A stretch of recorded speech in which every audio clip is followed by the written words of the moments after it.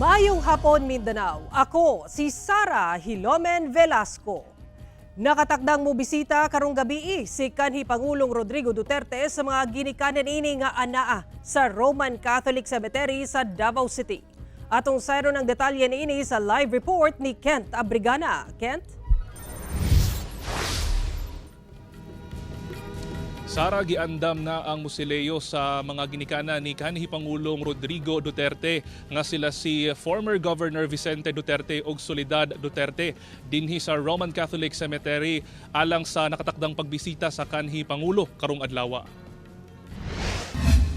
Karong hapon giadornohan na og mga bulak ang musileo sa mga ginikanan sa kanhi Pangulo. Kinigikan sa anak sa kanhi Pangulo nga si Davao City 1st District Congressman Paulo Duterte apan wala pa kini miduaw. Gipaabot nga muduaw ang kanhi Pangulo karong hapon o gabi. Samtang kaganina usa ka drone ang nasiplatang gipalupad sa ibabaw sa maong sementeryo. Ginasuta pa karon sa kapulisan kung kinsa ang tag-iya niini o kinsa ang nagpalupad sa maong drone. Kinumduman nga ginabawal ang pagpalupad og drone sa mga pili nga lugar o kung wala kini igong dokumento, ilabi na sa mga sementeryo karong panahon sa kalagkalag.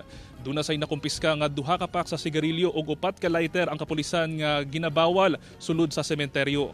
Samtang pipilasab ang natala sa Medical Assistance Desk nga emergency cases sama sa usa ka bata nga natunok og bildo sa tiil. Duna say 14 anyos nga lalaki nga nakuyapan tungod matud pa sa nasinating init nga panahon kaganina. Ubay-ubay usab ang nakasinati og pagtaas sa ilang blood pressure. Sa karon ana sa tulo ang natalang nakasinati og pagtaas sa ilang BP. Hinuon ana na sila sa luwas nga kahimtang. Ginapainomduman usab ang mga mobisita nga magdala og payong, tubig nga panagang sa kainit sa adlaw, lakip ang tambal alang sa mga dunay maintenance.